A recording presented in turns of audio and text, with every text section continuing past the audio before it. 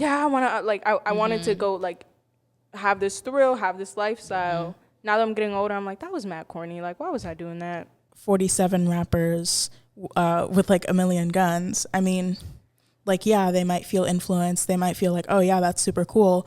But I feel like that has more. I'm going to say a yes, yes, yes on this one.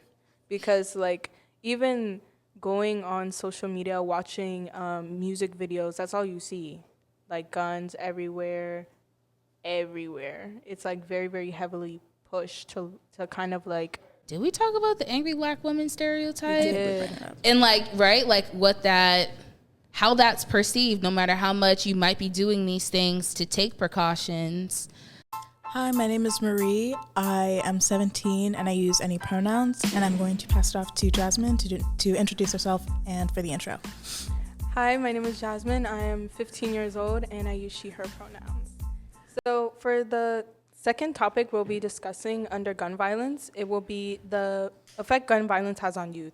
This is so important because for me, in my view, in like urban, city-wise, it marks like the start of the cycle. How Breckna said earlier, like mental health is kind of like one of the big causes of gun violence. I think that's like one of the first steps. And that mental health, like, how do I word this? The damage to your mental health comes from the effect of gun violence, and then that restarts the cycle to me. Okay. I like that. What's the first question? For our first question, we have, being a young person yourself, do you feel like gun violence has an effect on you? I think it does, not necessarily externally, but internally. I feel like, I mean, I worry about a lot of stuff, but gun violence is on the list. And I feel like it's pretty high, especially because I feel like with the threat of gun violence specifically, it's like so sudden, and it's very difficult to prep for it, either like physically or mentally. And it just kind of like whenever it enters my thoughts, it kind of like keeps me on edge until I can, move on. Same here. I feel like with my, like, I think about like what can happen, especially like when I'm at school. A lot of people be like walking in and out of our school, and I'm like, this is dangerous, y'all. Like, something could happen. Like, that's always going through my head, especially when I'm at school. And I feel like a lot when I was younger, when, to me, gun violence was at its worst, and I saw it the most. It had a really great effect on me when I was in my younger years. Maybe I was like 8, 9, 10. It's really, really young. Was it like something that happened, or like was it like what was happening in the media at that point? It was a series of things going on in my neighborhood. Like my uncle's best friend got shot at a park up the street from my house, or me and my brother were walking down the street and then we saw a gun on the street, and then we're like, we had to go call our mom. We're like, Mom, there's a gun on the street. Like, what do we do? Stuff like that always happened in my childhood growing up, or like playing in the parks. Parks were never safe. Now they're redoing all the parks, which is good, and it's bringing more of a safe environment for me, which I appreciate. Wow. Because like you really, and I think that's, so it's interesting because I feel like a lot of, like, there are starting to be a lot of community initiatives, like starting like park cleanups, things like that. But it's crazy how prevalent it is. Like, you're casually walking down the road and you can see, a gun right there, or like, it makes me think of like the syringes and stuff that like we see on the sides of the road and things. But yeah, I'm sorry. That was my tangent. Yeah. What was you going to say? It's not really related to a question, but it's kind of based off of Jasmine's answer. I feel like I've had sort of the opposite experience. I can think of one time that I've like seen a gun in person, and it was like several feet away. But like, I feel like that has also kind of caused me to be more like tense about guns, I guess, like more scared of them, because I mean, as Breckna mentioned earlier, like if someone grew up like with a bunch of guns around the household, they'd probably be like more comfortable with them. I feel like if I saw a gun in person, I'd probably like like visibly have a reaction, because it's just I mean, it's not like a new concept to me. It's just like within my life experience, it's so foreign that And like unfamiliar in a sense. yeah. But like you know of it, but like right, you have no like personal like experiences around guns and things like that. Yeah. Being on the other end of what you said, growing up around people who use guns, growing up around gun violence, when I see a gun, I'm just like, oh, you know, like it something that's followed me to where like even in 8th grade when my friend like almost got a gun pulled on him, I was like, oh, that's crazy. And I didn't do anything about it. Like I didn't tell my mom till like 2 years later. Wow. She got so mad at me for that, but It's normalized. yeah, it's so like, normalized. I didn't think in my head, oh, I have to tell my mom about this. I was like, well, it happens. It happens. You know, I didn't process it that deeply because I had always been exposed to that. I'm really feeling the two sides of the coin that we have right now. Keep going. Second question? So for our second question, it is, do you feel as though guns are pressured onto young people? I don't know if like I would necessarily say pressured, but I do feel like they're kind of hyped up, I guess. At least, I mean, it's not necessarily, I don't think, for every single, like for the entirety of young people everywhere. But I feel like it is sometimes like someone you know or someone who's like very popular. Oh my God, sorry. I remember I was like, it was either on TikTok or Instagram or something, but I saw this girl, and it was like prom photos, and there were like 3 guns in the picture for no reason. Is it the one where they're laying on the like the tail of her, I the think train so. of her dress? Yeah. And they were just like props. And I don't think there was any like, I don't know.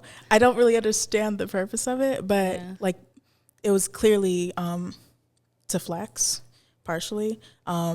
Maybe to strike fear, I don't know, intimidate.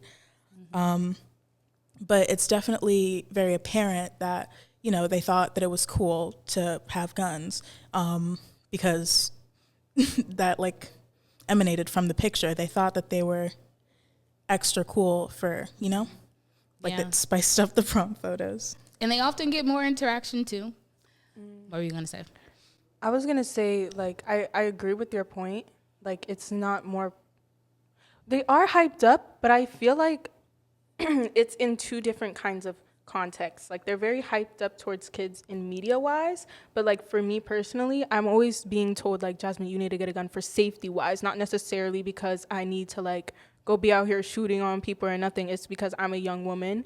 Like, it's something that my family is like, you need to protect yourself. That's why I get so pressured on having things I can defend myself with. But if we're talking more of, like,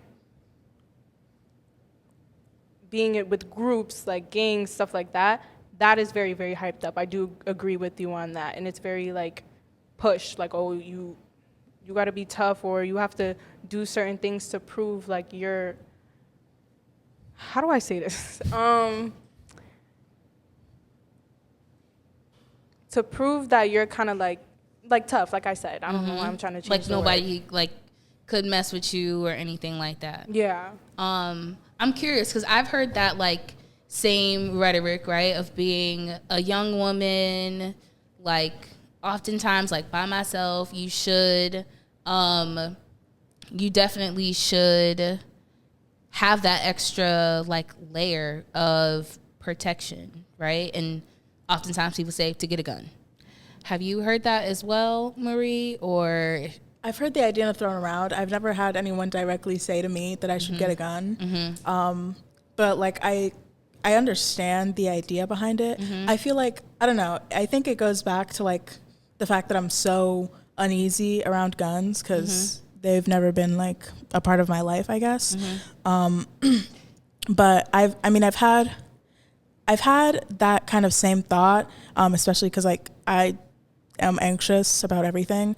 I like sometimes think that like I need to carry something around to protect myself, but it's never, I don't know, it's never trailed off into I need a gun. Like it's always something different. like mace or like low key, it's really dumb, but sometimes if I feel like anxious, I like carry around a pen. Okay. Because it can kind of be weaponized. And I think that's kind of though crazy just to go on that, like. Sorry. Yeah, Oh my God, what? sorry.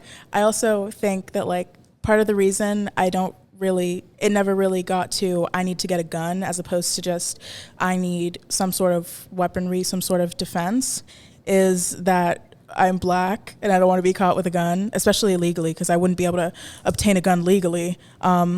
So that's kind of, I just don't want to be in that position where even though if I was carrying it for self-defense purposes, certain people aren't going to interpret it that way.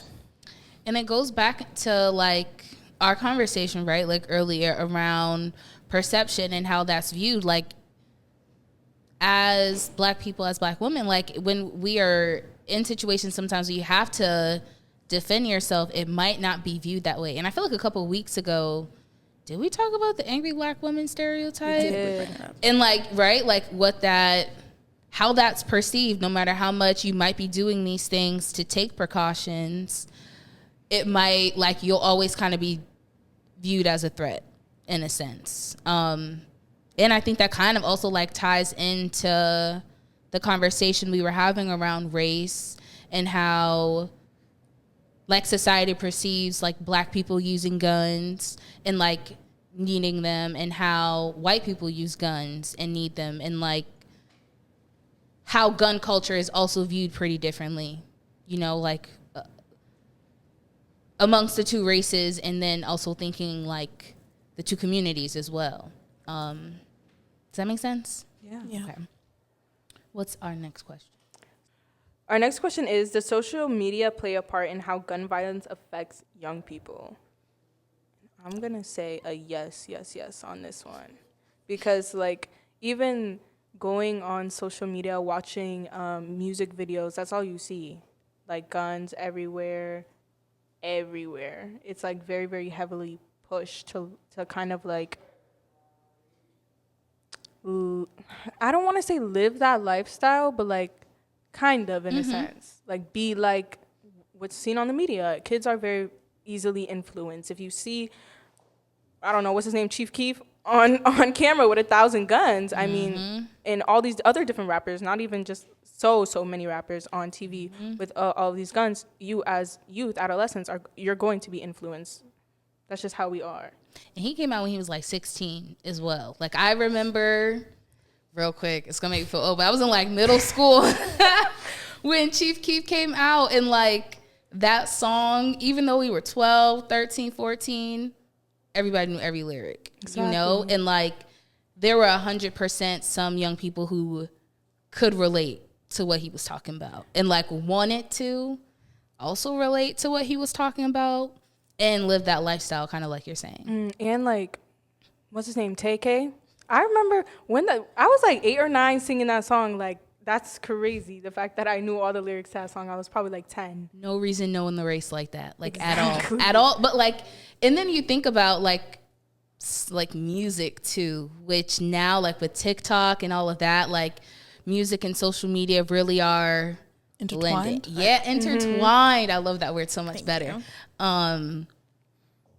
Right, and because you have like the trends along with the songs and things like that. Were you gonna say more?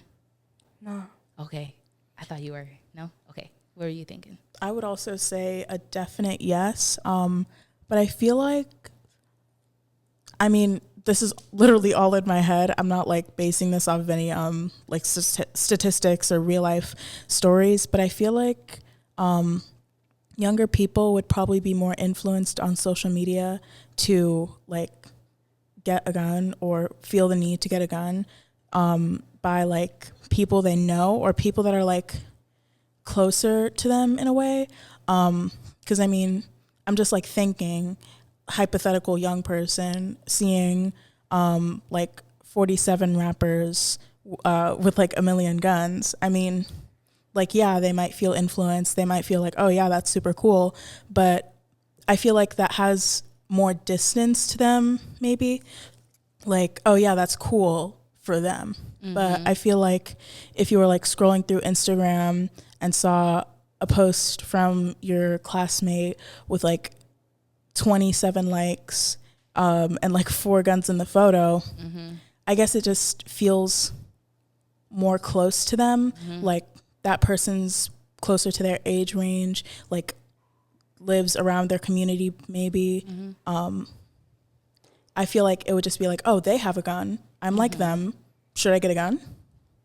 Yes. Like that's oftentimes, yeah, it's like indirect. And then you add on the like direct impacts that this can have of like people within their closer circles. Like there are definitely probably some people who look at social media and they want to do those things. But for some, like you're saying, Marie, it's like social media plus having something and someone closer to you also kind of being involved in that lifestyle, like having guns, things like that, flexing in that sense.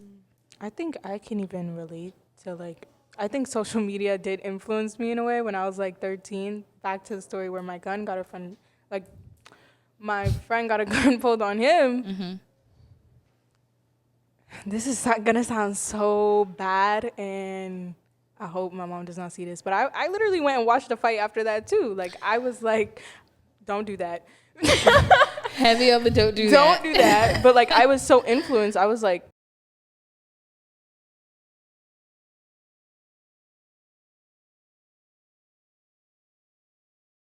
I was first mad young. It was so dangerous for me to be doing. That day went so wrong in so many ways. It's like, but I was so caught up in what I was seeing. I was like, this is fun. This is like, I don't know what was going on with me then, but that's what young people do. Yeah. Like, you know, like, and because you think about like World Star, right? Like things like that. Like, y'all know about World Star? Okay, perfect. I was like, let me just, I had to, I didn't know. But like all those videos are all like up there. You can scroll for hours, even on Twitter, like any social platform now, social media platform, you can scroll for hours and you could constantly look at like different fights, different kinds, you know, like really violent, not too violent, you know, like men, women, like they're just so many. And I think that is also the thing about social media, like it increases that access. It's sensationalized. Sorry, that just popped into my head. Yes. Yes. Like it makes it like like you want to participate in it, like you want to be a part of it. Also, it's glorified in a sense too, you know, like you don't really see the aftermath of those videos when you watch that, you know, 1 minute, 30-second video. And you don't really see like what people look like after, you know, like what that recovery looks like. You really just see the thrill, right? The people hyping you up, like all of those things. And I feel like that definitely correlates to, you know, the likes that people get if they do post their guns, you know, like the hearts that people could get, you know, on their little Instagram story likes or things like that. Like it definitely fuels the impact that it has. I feel like that kind of gives me a different perspective a little bit because for some reason when I was thinking about social media, I was like, in my head, I was really just thinking Instagram photos. But like videos, I feel like is a totally different thing just because like, I guess like videos, especially violent videos, have like, I guess a lot of energy. Like they're very, I don't know. And like people talk about this and like make jokes about this. Like after watching Bad Girls Club or whatever, like they just want to fight, you know, after seeing it because it just, you know, gets like them riled up for response. some. Exactly. Yeah, I feel like that could also maybe definitely influence people if that's something they don't mind seeing, if that's something that like gives them an adrenaline rush just watching, then they maybe think that they should like get involved, you know? Exactly. What perceptions come to mind when we think about like gun violence and masculinity? And then also on the other side, like what is it that comes to mind when we think about like gun violence and femininity? Like what comes to mind when those you know two words are brought together? I feel like okay, we already talked about like how gun violence can or how guns specifically kind of can give people a sense of like intimidation about them. Like they're not one to be messed with. And I feel like traditionally when thinking about like what masculine looks like and what feminine looks like, I feel like that is more closely associated with like masculine individuals. Like the violence aspect of it, the like, I don't know. I feel like it's more closely associated with men. And I feel like also, I mean, I don't know. And I think just to echo that, I think every time we've talked about gun violence, we have like talked about men, like with Hannah's example when we were talking about like young white men, and then the immediate like opposite is like young black men, right? But it's not often that we see it in the context of seeing like women in gun violence, even though it's definitely, it has to exist, you know, like it has to be there, but it's not really talked about. It's seen more as like a man thing. I feel like even when, I mean, and this is just like what I've seen in, I mean, not real life, obviously. I mean, not obviously, but sorry. But I feel like when gun violence and guns are like more associated with women, it is still drawn back to men. Like their romantic partner has guns, so they have guns. Like it's a Bonnie and Clyde type thing, kind of. And it's more tied to like, I feel like because love and like emotion are like typically more associated with femininity, that's kind of, I guess, the link between that is, oh yeah, someone I love is participating in this lifestyle, so I am too, because we're like this. Locked in. What about you, Jazz? Any thoughts around it? I like what you said. I like what you said when you. Give me a second, y'all. I like what you said about like how femininity is kind of tied to this like dainty narrative, and that's why it's less seen in media as well. Like when we see gun violence, we're usually seeing young men. It's because I feel like the picture of masculinity in my head is like being dominant or whatever.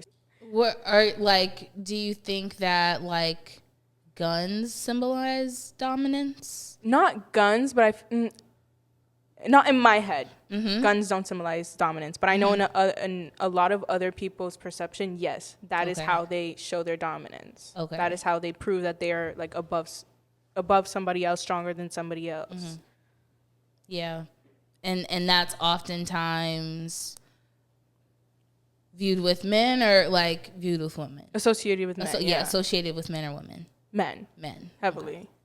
I'm always curious because I mean I feel like we've kind of been talking about it, right? Like when we were talking about like young women and guns, like it was really along the lines of, because you mentioned in Jazz, like protecting yourself, things like that.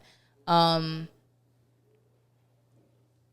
even earlier, you know, we were talking about looking at the whole person, and sometimes like the reason you see in front of you why like the gun was being used or like why that violence was enacted oftentimes isn't the only like cause behind that. And there could be many layers, and oftentimes like society's perception of what feminine looks like, what a woman looks like, what masculinity looks like, what a man looks like impacts that. I like that. I'm noticing the time. So, do you both have golden nuggets we'd want to share that come to mind? That come to mind, I think, is just kind of back to like the cycle of, I think, fear and guns. Like I feel like a big reason a lot of people get guns or feel the need to get guns is that they are scared of other people with guns. But then they get guns, and now they are one of the people with guns that other people are scared of and might get guns to defend themselves against.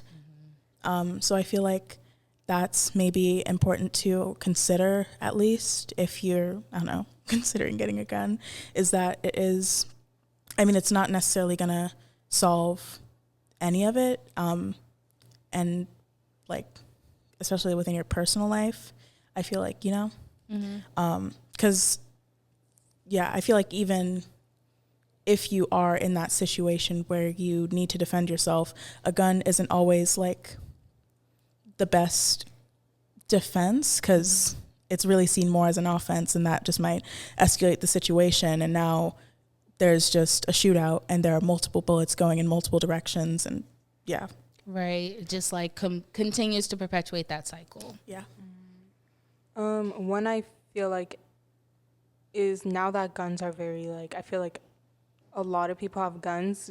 People are replacing just having cordial conversations when they are in conflict with violence, whether it be gun violence or just violence in general. But it's important to like think about it, like actually shooting someone, it's not going to solve your problem. It's not going to it's only going to damage your mental being, like actually.